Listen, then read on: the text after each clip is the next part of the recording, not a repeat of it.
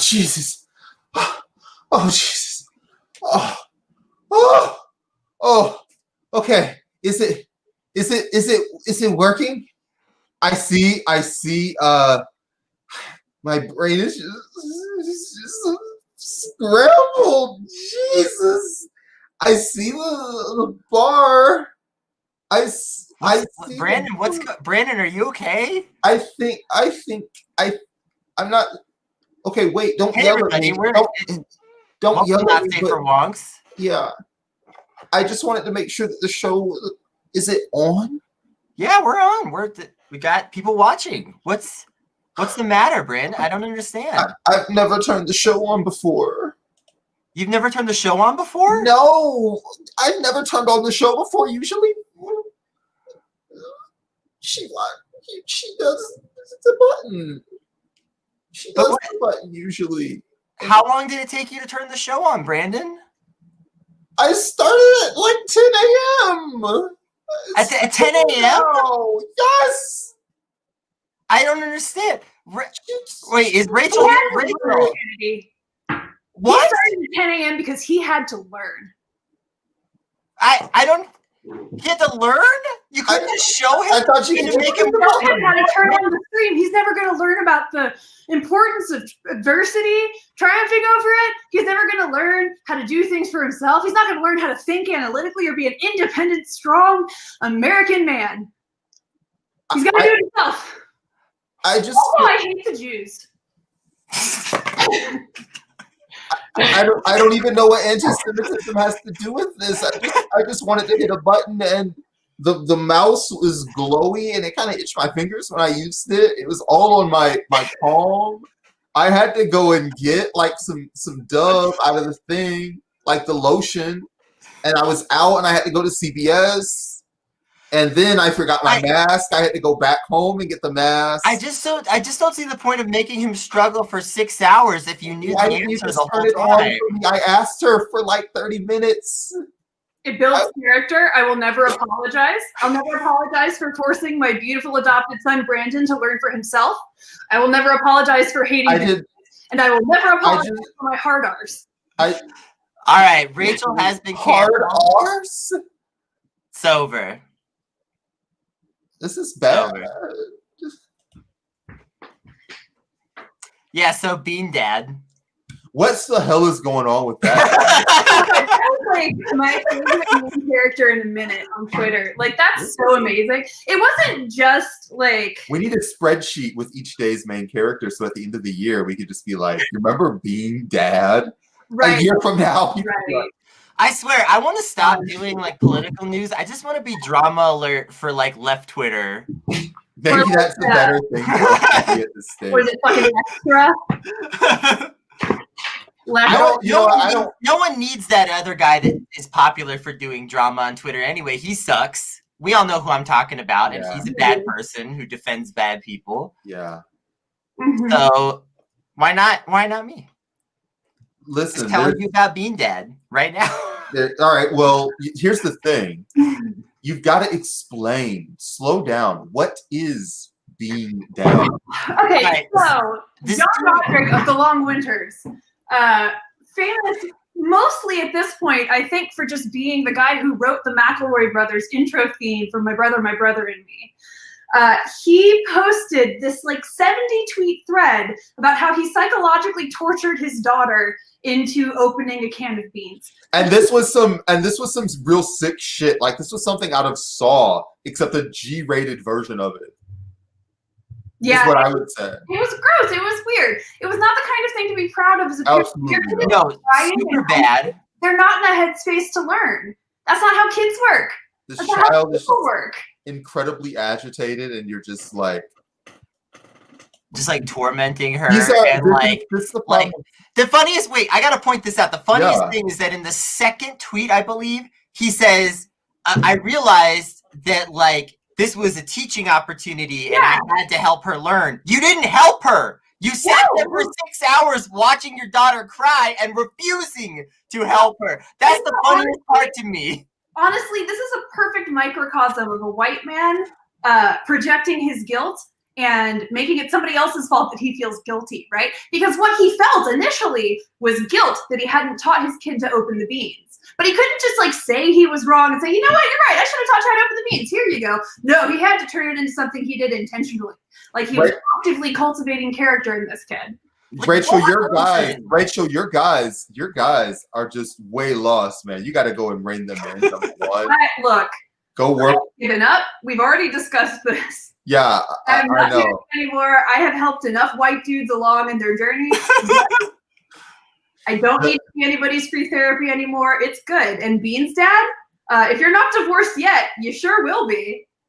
The thing that really comes to my mind as I'm sitting here listening to this is appreciate a teacher.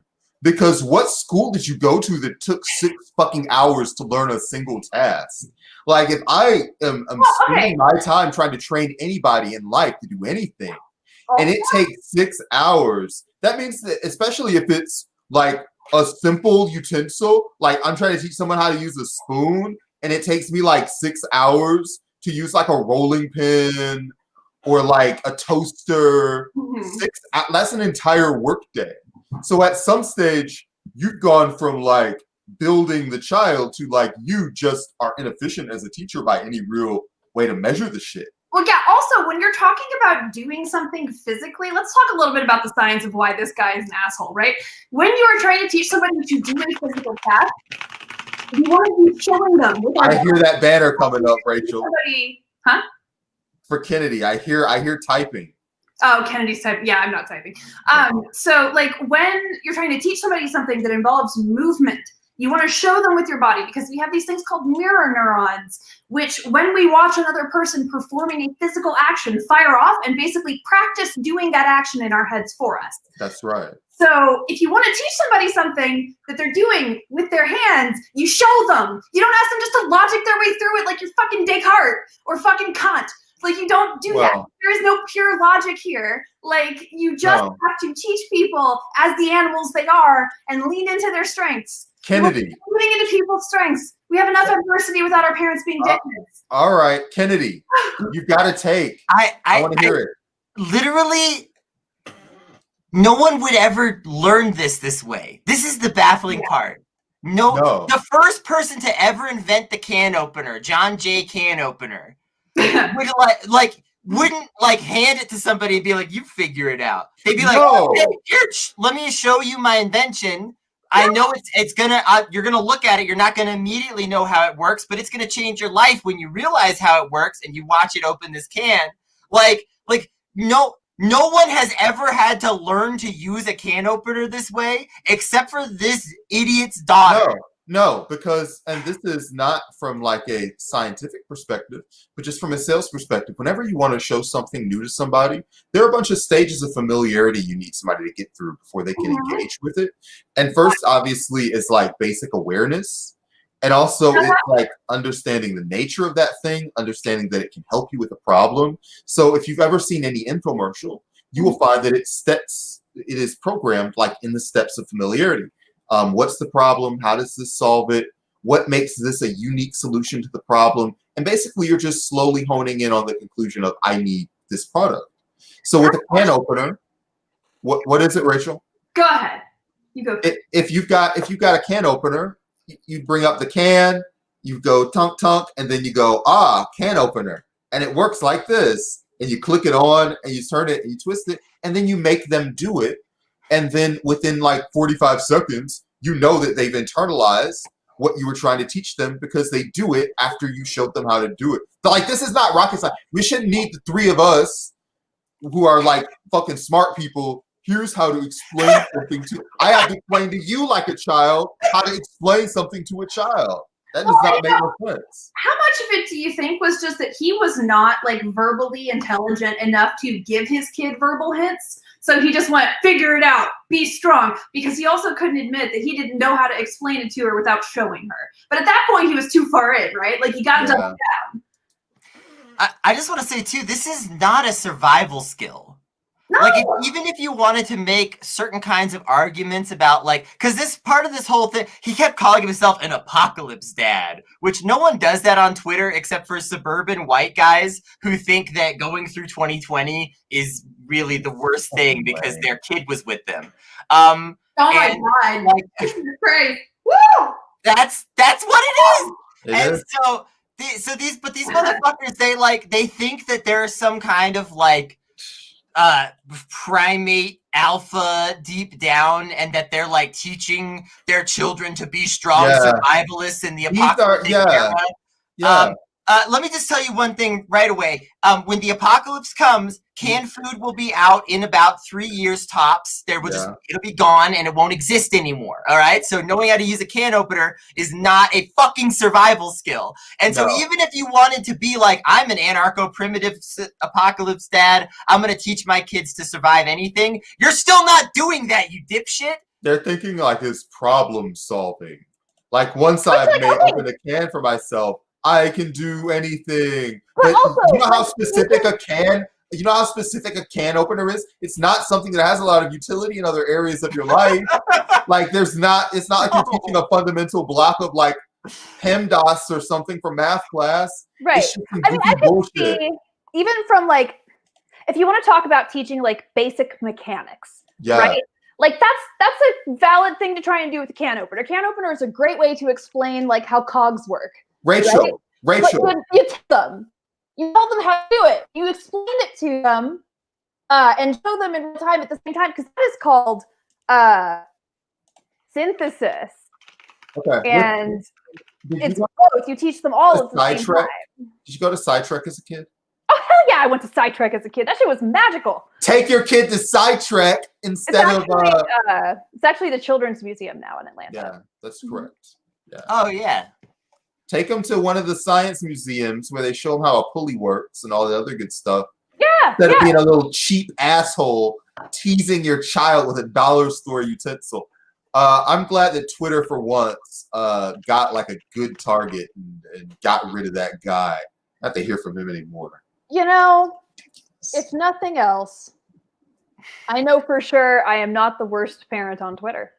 And that's good for something to me, honestly. Yeah. I've never deprived my child of food because she couldn't figure out how cogs worked. No. I'm sure she's felt deprived. Mm-hmm. Because children, whenever they get anything and 15 seconds pass, they just start crying. How do you deal with how do you deal with people who don't understand that getting what they want takes time? I mean, the thing is, like, you don't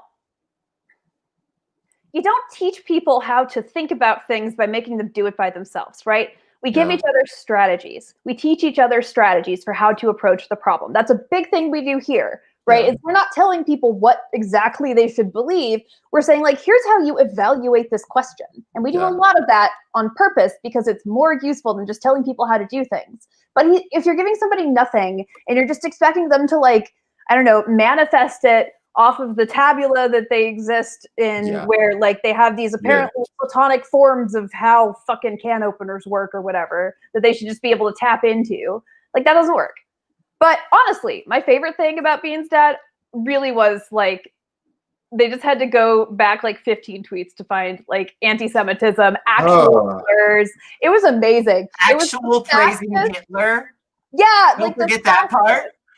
Fastest I have seen that shit escalate, I think, in my time on Twitter. Also, let's not forget, I just want to say, like, this dude is like he's also a comedy podcaster as well as a songwriter.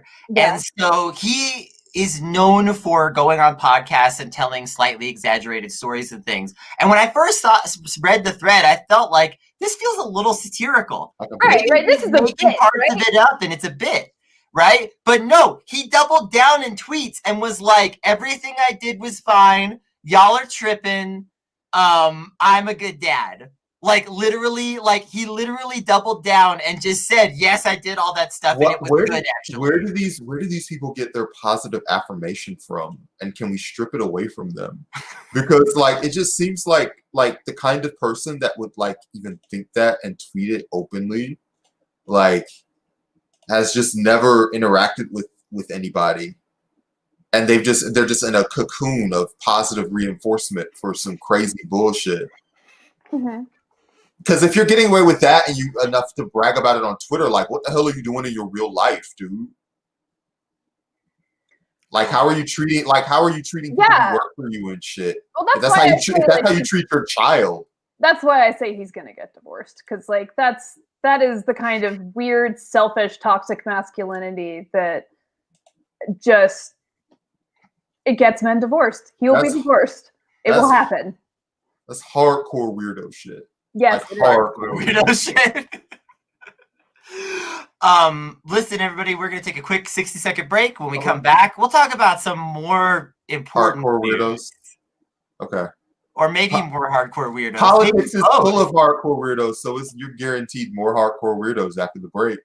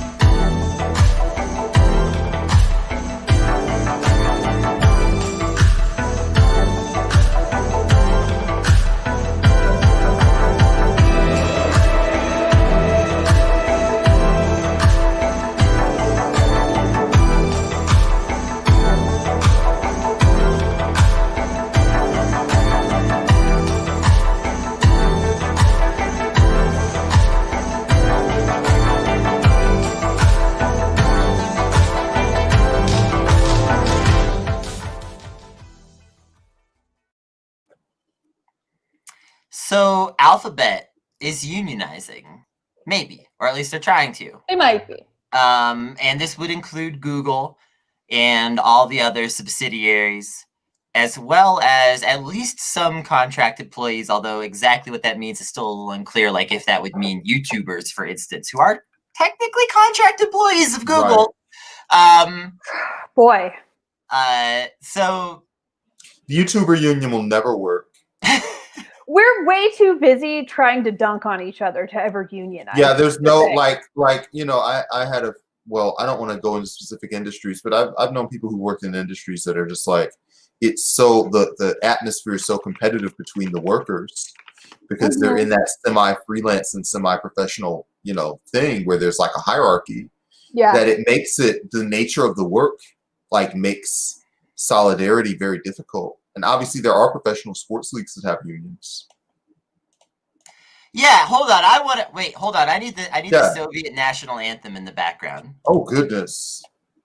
Are you serious? The Soviet national anthem? I'm so ready. Brandyn! What? This is the kind of divisive material divisions of the workers that they use to convince us that we can't have anything. We can unite with all the YouTubers if we just believe in the power of... I don't know where I'm going with this anymore. Listen. I can't unite with Destiny. I lied. Yeah, I was going to say, Kennedy, you know YouTubers. You know them. Yeah. They're all shady. I also can't unite with Jimmy Dore. Yeah, well, and like we've already pretty much united with all the YouTubers that we like at this point. Like they're all just in the co-op now, so like, there's a couple. There's a couple that aren't in the co-op yet. But they're working on them though. It's not. They know who they are. They won't watch this episode. It's fine. It's fine. That's true. I never watched. Like I will admit this because I know they won't watch mine either. I have never like really watched an episode I've been on of a show, and I generally don't have time to watch other podcasts at all. Actually, at this point, everything that I know like about these people's personalities and stuff like that is just direct interaction because I never have time. Yeah, I've made time. Like I've watched once in a while some old archives of shows that I'm not on. Just to stay in touch with everybody because it's like hanging out with my friends, except I'm not there. Listen, Rachel. Yeah. What do you want to do? Let's talk about the election. Yeah, I mean, I feel like that's kind of the elephant in the room. We can get back to Google organizing. We will talk about that a little bit later some more, I'm sure. But while we have him here, we actually have friend of the show, George Chidion, to talk about what's going to happen tomorrow in Georgia and also the rest of the country because it's the Senate runoffs. George, hi, how are you? Hey, what's up, man? I'm all right. Yeah, I'm yeah. good. So I have one question I need to start with. Is this a profanity-friendly broadcast? Well, sort of. Typically on our audio show, we let it rip, and you can curse, and you won't get in any trouble.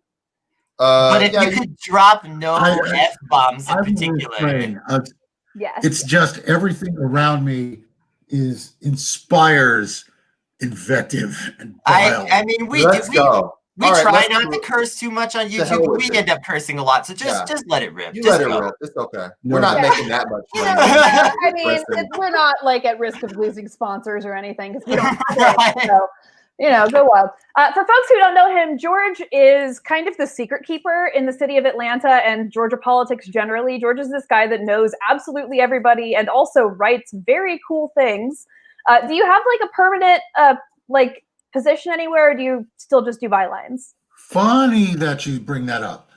So I'm a regular at The Intercept. Okay.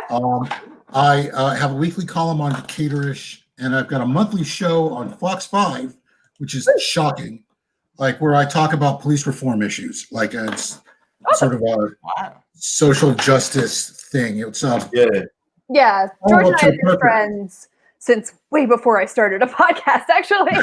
So I love George. George loves me. And George, what do you think is going to happen tomorrow? I still think it's kind of anybody's game, honestly.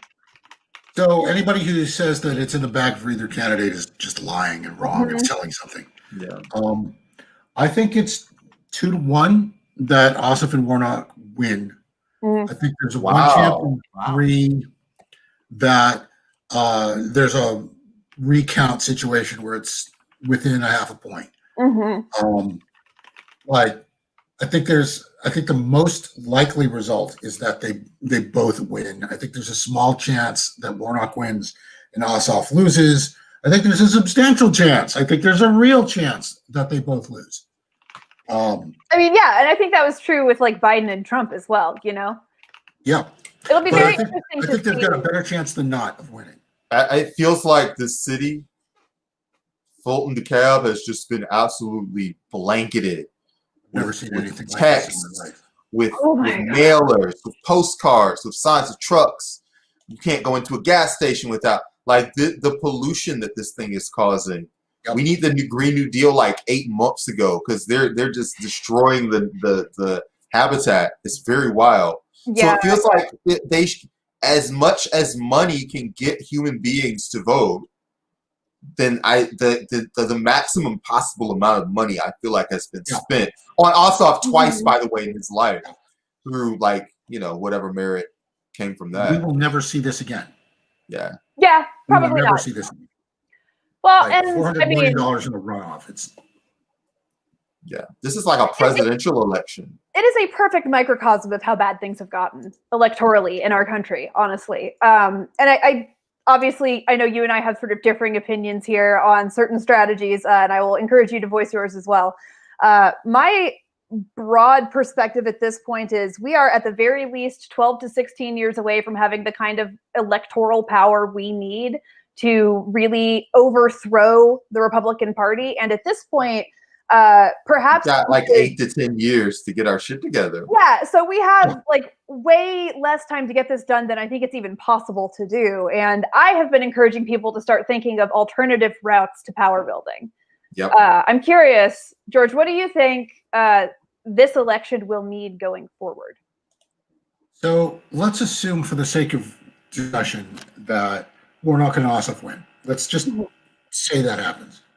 Right. We still have a deeply divided country. We're still kind of screwed. Republicans have lost their. It's not that Republicans have lost their mind. It's that people who have lost their mind are identifying as Republican. Ooh. Very nice. We're not like we think of this two-party system. With Democrats over here and Republicans over here, and I think that that's missing the point. I think that we have sane people on one side and irrational people on another side. And the sane people are going to kind of collude over the course of the next 8 to 10 years, as you say, and to keep the wheels from spinning off, like however they can, even though ultimately I think we have some really long-term structural problems in the United States that, you know, what we think of as regular governance probably won't fix. On the other hand, you're going to have irrational people who are just going to try to break anything they can break for the sake of breaking it in order to show that it's breakable. And then George, let me push back against this for a little bit. To what degree is the current centrist coalition holding things together? Because it looks to me like 200,000 people died this year. So is there some alternative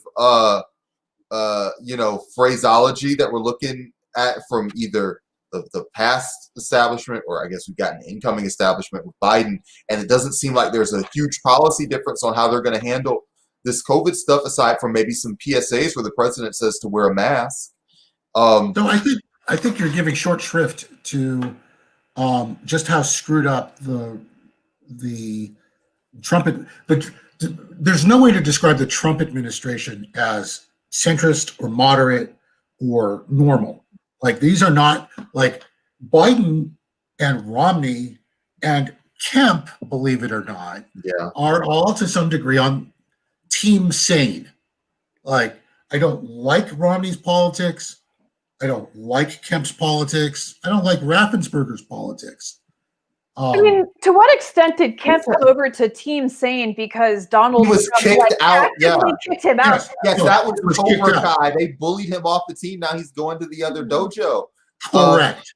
He was kicked out. He was Trump's most loyal sycophant, to the point that when Trump was asked about Kemp's policies that were exactly modeled off of his statements, Trump was like, "Wow, man, I don't know. That seems kind of rough." Yeah, why are you on my dick, dude? Because you got to remember that Trump. The hilarious thing about Donald Trump is, like, he hates his fans. Like he thinks of them as, like, because he's a New York guy, and the most hardcore Trump people are like people who have seized on to complete absurdity for racial resentment and inferiority and shit like that. He hates he sees them as useful idiots, and they are. I don't want to describe what I'm talking about, like this sane coalition of the sane, as centrist. Right. It's not. It is as divided ideologically as the people who aren't sane. That's a small coalition. This is the last time I'll cut you off. In terms of being numerically significant, it doesn't seem like the coalition of the sane is a numerically significant number in either the Republican Party or American politics as a whole. I think it just won a presidential election. Oh, so you're saying it's Biden's coalition? Yeah. Well, it's at the very least the people who prioritized getting Trump out of office, regardless of, like, who Biden was, I think.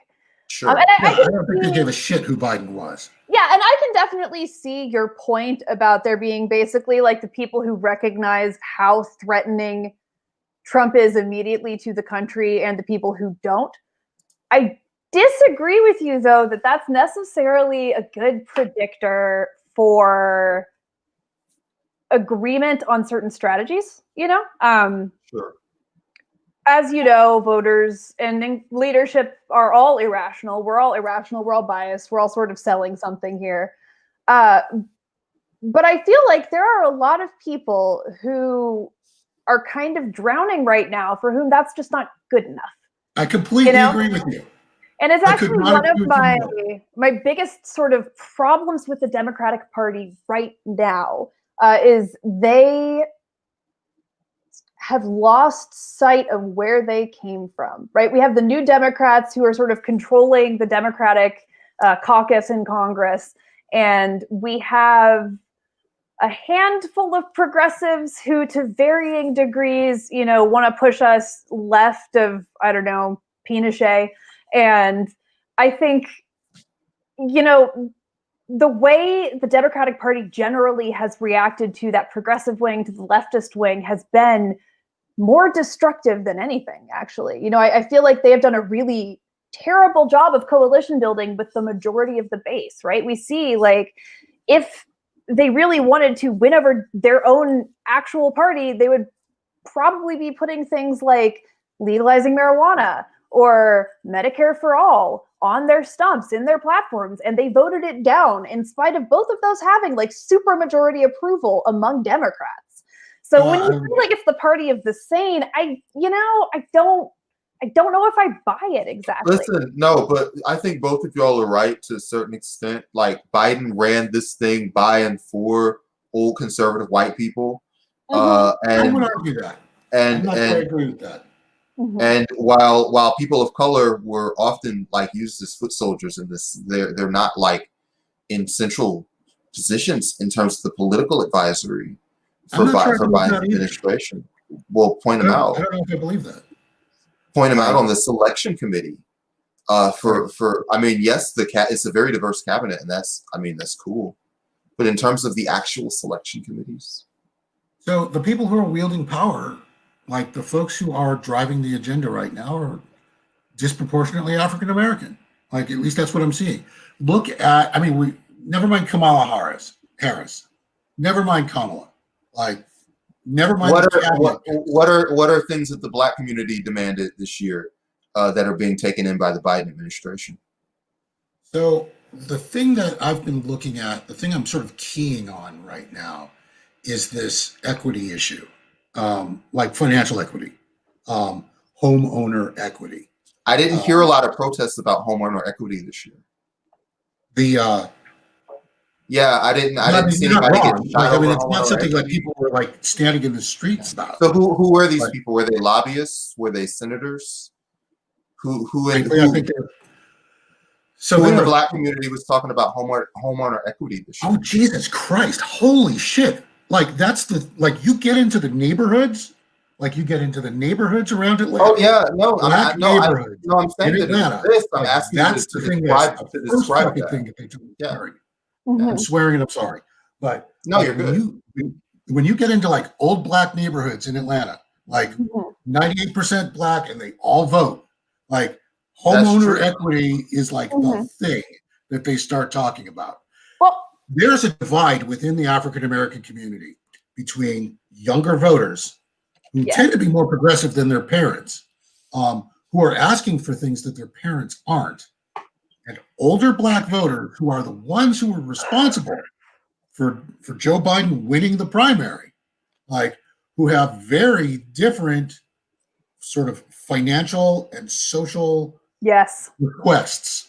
Like, well, and it's just the continuation of the same generational patterns we're seeing for everybody right now, right? Older people had a better chance at this than younger people have had or currently do, and I think the essential sort of problem of the Democratic Party, the reason that they are ignoring this giant section of their base is because they themselves are old. Like, they're old. They're refusing to retire. I agree with but also 90. Like, also, when we talk about generational handover, it's not like a voting bloc in the history of democracy has ever been like, our interests have been adequately represented and now we retire. You know, if you want to displace a voting population, like a voting population that lives in Cascade and certain parts of South Fulton, and vote for like pro real estate policies, you can't do that by just like a guilt trip. Yes, absolutely. And I'm thinking of like John Ossoff in particular here. The video of him where they're like, do you support Medicare for all? No. Do you support the legalization of marijuana? No. Do you support a Green New Deal? No. Do you support people under the age of 35? Hell no. Didn't sound scary to y'all when he said it. Had bass in his voice. So what's that mean? Because when I hear Republicans say all kinds of wild shit on Twitter, on Facebook, on cable television, and when you ask them about priorities that exist to their right, when was the last time you heard a Republican with his spine straight talking about, I believe in climate change, I'm pro-choice, yeah, do something about it? No, because he'd get his ass kicked. He'd lose the next thing he ran in. Like he'd be a social pariah. And also, you know, when CPAC comes up, they're going to give some keynote speeches about how you suck. I mean, yeah, when that kind of Republican comes around, it's Amy McGrath and she runs on the Democratic ticket. Like, Right, that's exactly. where we're at now. Yeah. Like, the bar is Justice so reform. low to not be, like, it's just, if you're not a Republican, you default to Democrat, right? And that's such a problem at this point. George, what's up? That. So, criminal justice reform. Yes. Housing, job discrimination. Yes. That's like, and in no order, like people are going to be different, but that's like, you want to see like the top 3 issues that drive Black voters to the polls. That's it. Those are the 3. I am not, now perhaps this is just because they're targeting me differently, although I am in a majority Black area full of relatively young homeowners. How is Ossoff communicating this to the Black community? Let's go. I haven't seen it. Haven't seen Ossoff say anything about that. Yeah, and I'm not saying, you know, again, I am not the Black community. Well, that's why I haven't seen it. But all right, well, listen, but listen, wait, before George chimes in, I'll just say, you've lived in DeKalb, which is the east side of the city. Mm-hmm. I've just recently moved to DeKalb, but I've also lived in Fulton, which is the west side of Atlanta, and we had Ossoff as a primary candidate, and didn't really, I mean, listen, it's COVID, so messaging is harder, but, you know, on FM radio, those weren't the core messages anyway. Yeah.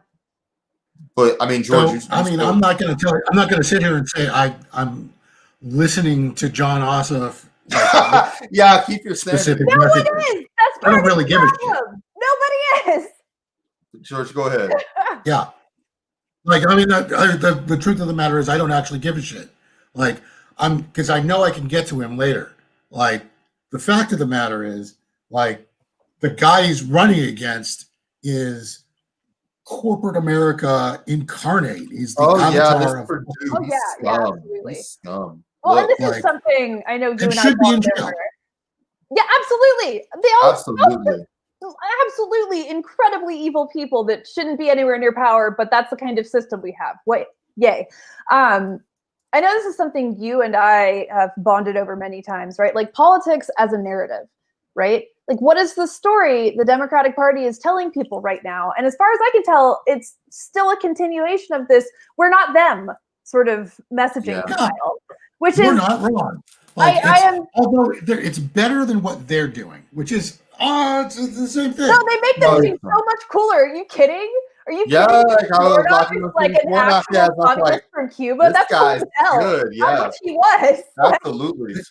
This whole thing, like the way the Republicans have been messaging, has been they're like Warnock and Ossoff are too radical. Like when they are like milquetoast, mainstream, moderate, and I hate to use the word, but moderate Democrats. The consultants haven't been in Georgia since like 3 or 4 years ago. So they're just taking the same Oppo book that they had for Ossoff last time, and they blow off the mat. It says just say the word Pelosi, say Nancy Pelosi, say Chuck Schumer, and whoever the candidate is, and the bar is so low for these Republican. We've had Karen Handel be a candidate for a major office, and she just has no acuity or talent as a human being. But she just says the words and does what she's told, and she floated up there. I remember after the state business campaign, I was talking to a person who had been canvassing who was very frustrated because they've been using voter information from like 2008. It was like incredibly out of date. And I mean, I think all of this is just sort of part of the same pattern of sort of nepotism and patronage and incompetence that is eating away at the Democratic Party. And it's a problem. Hey, and look. I do want to see the Republicans lose this election very badly. I will absolutely be voting my ass off. And also, I know, I cringe, right? You gotta say it. Hey, I made the fan cam, so who's cringing? That's true. But I guess I want to talk about strategy for like us as organizers who are further on the left. Like, what can we be doing here to maybe try and give ourselves more candidates who actually care to appeal to the people that are voting? So my personal opinion is that I don't think this is about candidates. I mean, all that much at all. Mm-hmm. I think this is about people want to start with the candidate when I'm thinking you need to start with the electorate. Yes. Like, yeah. There are minds that need to be changed somehow, and we've all sort of given up on the idea that you can have a political dialogue with somebody and influence them. That's not right.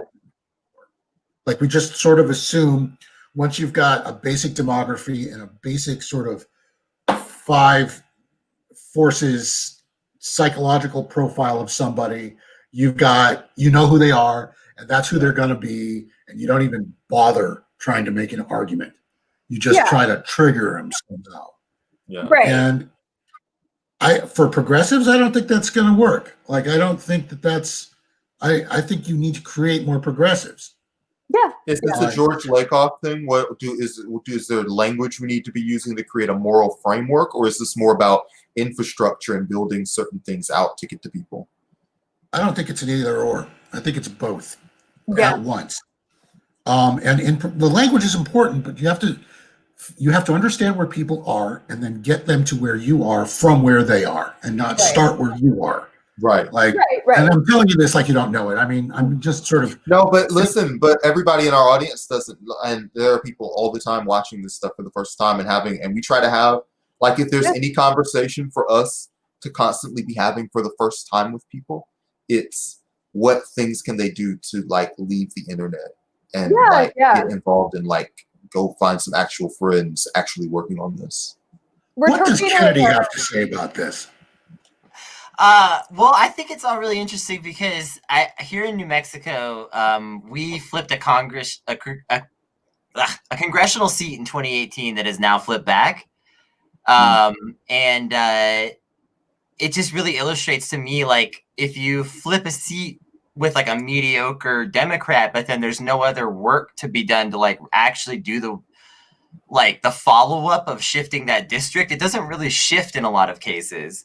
And that's what we saw in our 3rd congressional district here, which was really unfortunate because I personally was a little bit involved with helping me flip that district. I know a lot of people who worked on that.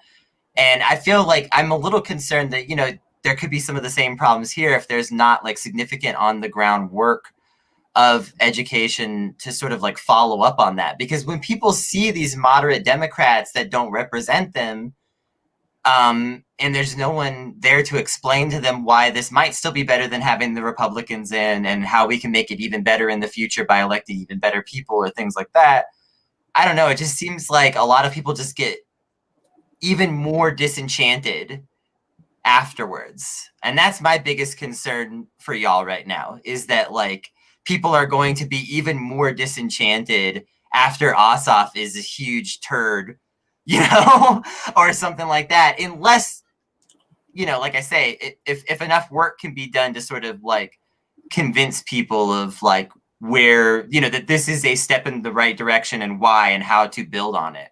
George, I don't know how you're going to feel about this, but I think that there's a lot of people in Atlanta who have just been under the Republican Party for so long that having somebody who's just not being embarrassing on a world level will be considered on a world stage kind of level, will just be considered pretty good for a lot of people in Georgia. But you just get those embarrassing people back. We have Steve Pierce again. Do you understand how awful that is for us? Bad. This dude is such a dork. Listen, it's going to be different for Georgia. It's going to be different for Georgia, Kennedy. And just from a mathematical reason, Brian Kemp is up for re-election in 22. And we all hate his ass. And he's going to be a burden. Legitimate governor. No. I do not believe he won the election. He's not which I know is maybe kind of a testy thing to say when Donald Trump is currently trying to do it too, with exactly the same language. Listen, you're not the Secretary of State. You're the Secretary of the, I'm the secretary of a co-op that has 17 people in it. Yeah, it's fine when you say it. George. I have some fairly. So we're thinking about what's going to happen in 2 years. Yeah, and I'm still worried about what happens in the next 3 to 6 months. Oh, because I'm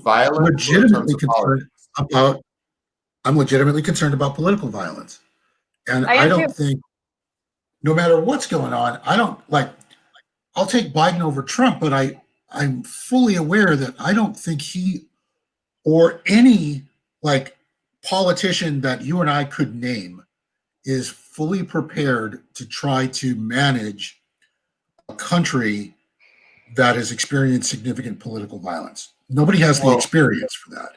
Well, listen, every Democrat that's ever been president or been a candidate that's won the election has to deal with domestic terrorism.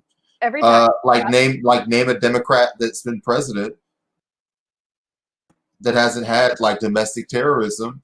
In fact, some presidents who didn't represent like the extreme right wing of the country were assassinated for not doing so. Political violence is endemic on the right wing, and no one can be the president of the United States and not know about like it. And unfortunately, in responding to the inevitable political violence, there's a chance that we are enabling infrastructure that can be like used against regular people in the future if this guy's political project is turned over by the Republican Party in 4 years. Yeah, I talk about this often, right? Like, and I would recommend everybody read the book State of Exception by Giorgio Agamben, because it is extremely important to this topic, right? Whenever we see this kind of unrest, the state responds by expanding its military and police forces, right?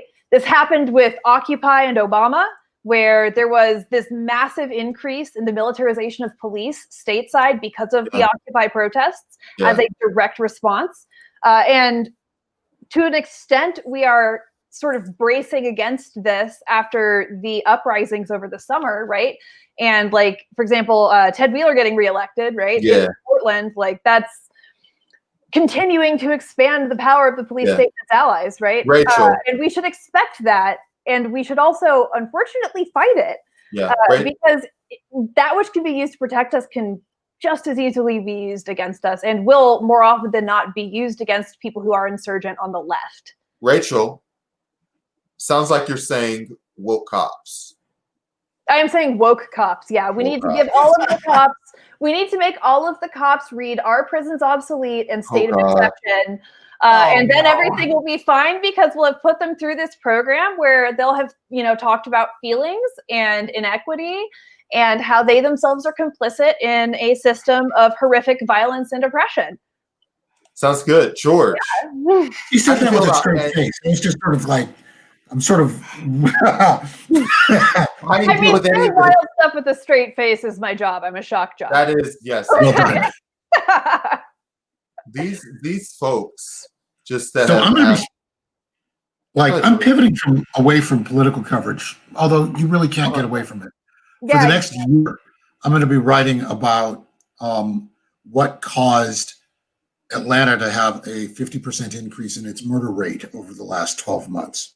Woo. And I'm going to get into the sort of the economic dislocation and the sort of the breakdown in the social infrastructure and the housing problems. That is such a problem in Atlanta. Stuff. Because like we talk about like this, like crime in general at this very surface level where, there's a mugshot and it's a black guy. And of course, black people are killing each other and we should stay out of Atlanta. And there's no real discussion of the actual policies that have been, So I'm going to spend a year of my life. The next year of my life is going to be spent like David Simon and The Wire trying to get at this in Atlanta. And George, like to make things worse, we got this budget that's going to be coming up from Kemp. And that's got to have a 10% cut in it. That post-COVID, budget is going to be an absolute nightmare. Yep. And I don't know how much the federal government will save us from that, frankly. Yeah, I don't know either.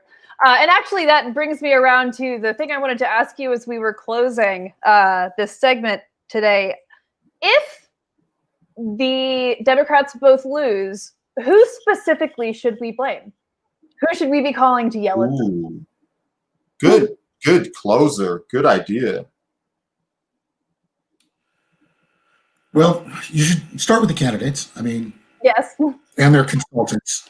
And I have a particular hate on for people from Washington who come into a state like Georgia and pretend like they know what they're doing. Oh my God. Yeah.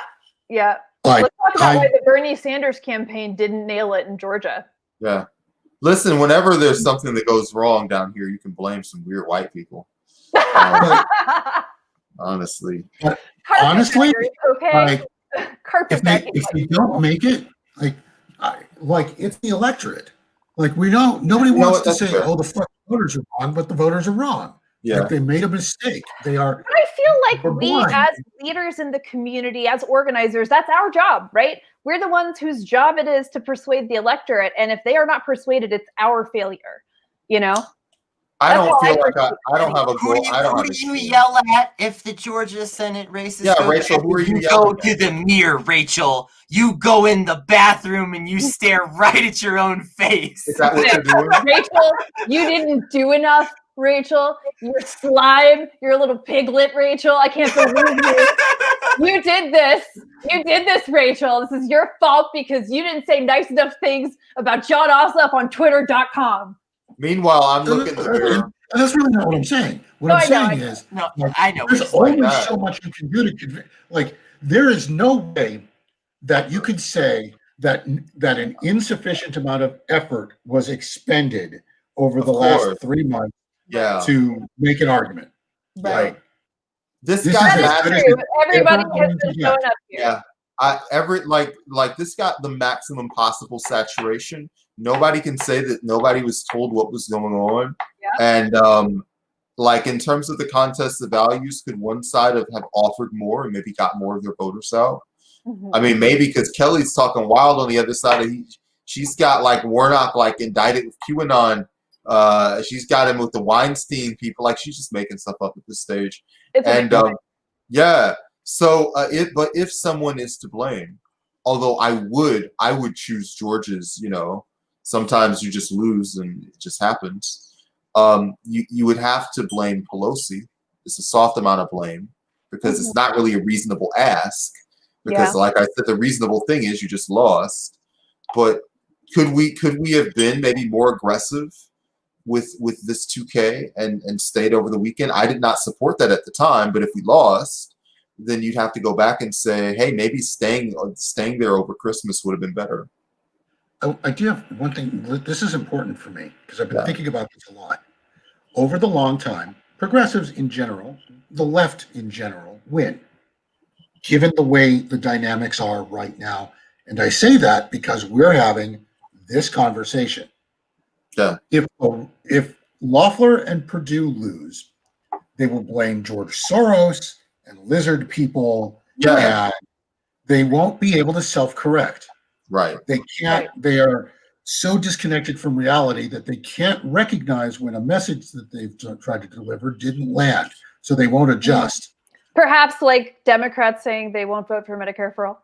Yeah. Listen, one of the good things you can say about DSA is eventually, you know, they make basic common sense, especially in relation to some of these other groups that are on the left that have been bashing their head against the same wall for 30 years. It's, you know, just having like data and just being science driven and having enough of an internal dialogue that if something is a disaster, it doesn't have to remain in place because the owner thought it was a good idea or they wrote a book about it. Is very good. Yeah. I think at the end of the day, the biggest difference in the politics between like older Gen X and boomers and like millennials and zoomers. What is it? It is the extent to which we see the current systems of power as necessary fixtures. Honestly. Right. I feel like, you know, because we talk about this a lot, there's a patronage system in the Democratic Party that you have to sort of buy into in order to ascend through the Democratic Party, in order to gain power within the party. You have to kiss the right asses, you know, and I think just by and large, millennials and Zoomers are no longer interested in kissing people's asses. It's not even that they're no longer interested in kissing ass, like they can't afford to even play. Like Democratic Party stuff, like almost any organization, I mean, first of all, it's like all organizations now have just like a problem at the large scale of just getting working class people who have kids and other obligations out to do stuff. Yeah. And the Democratic Party is not immune to that. Like you've got to show up to stuff and, you know, do all that. And most people are just struggling to keep a roof over their head. A lot of those 20-year-old activists who go They're out. joining DSA. Yeah, they get burned out. DSA instead. Yeah, they're getting burned out of the Democratic Party, where like you don't have any money, and your time equity is not worth that much. Yeah. That you just kind of feel voiceless doing stuff for them. We'll see what happens. I mean, obviously, I do hope to see Kelly Loeffler be sad for any and every reason. Absolutely. I would like Kelly Loeffler to be sad. I would like David Perdue to be sad. I would like for both of them to redacted things that I won't say on camera. Dope. And, thank you so much for being here with us, George. We love you. It's great having you. Where should we be looking for you while you're working on this book? Substack, and I'll put out a link on Facebook that will link to the Substack newsletter soon. I've got. Cool. I have to go form an LLC and then go get some foundation money, and it's going to be a couple of weeks. Yeah, we very much understand that process. Been there, done that. When the Substack is officially published, we'd love to have you back. Come back. Mm-hmm. Yeah. I appreciate it. I'll take it. it. I'd really like to talk to you about the work that you're planning to do on that in depth. It sounds really important and interesting. Housing justice is real important. All right. Till next time. All right. Rock. Bye, y'all. All right. And we will take a real quick break, I assume, and then close out. Okay. Cool.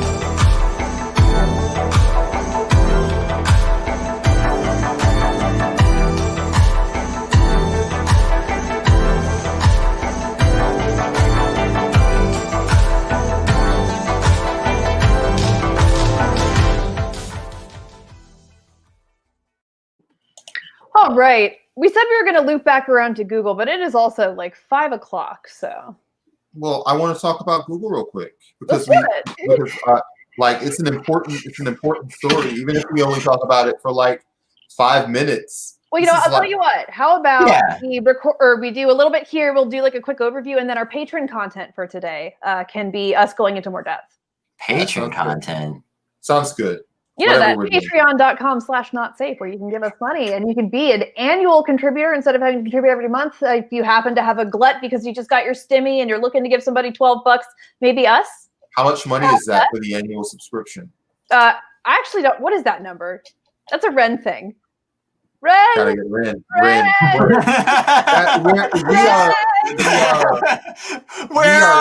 need a producer. I need a producer. Anyway, there's an amount. I know it's like under $20 because we're not like mean. Yeah. Like it's a reasonable amount of money. It's cheap. It helps us a lot. Just seeing a higher number of patrons makes it more likely for somebody to become one themselves. So especially if you do it in an annual way, like you can give us a little bit of money right now and help us the rest of the year. That's right. Mm-hmm. Listen, so because you gave such a good transition, Google is something that exists, and so are unions. If you'd like to hear more depth, then you've got to come to the Patreon.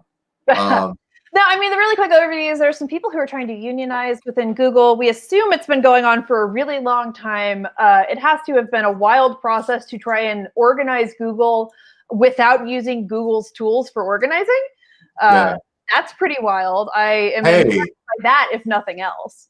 Let's also, we can probably talk about Jimmy Dore and all this other stuff. Give that the last ever word on listen, it's over. That's my point. Maybe this can fit on this part of it. It's over. You don't have to worry about it anymore. No, I just want to say we're not going to do that because on Wednesday, our friend Andrea is going to come join us, and she and I are going to just absolutely destroy Jimmy Dore's entire career. We are going to end this man's fucking reputation forever. We are going to post every dumb thing that Jimmy Dore has ever done for y'all to see, and we're going to talk about it. I am so excited for this. So we'll see you Wednesday. That's gonna be great. Drama alert. We'll see you on Patreon to talk about Google. Yeah, we'll see you on Patreon.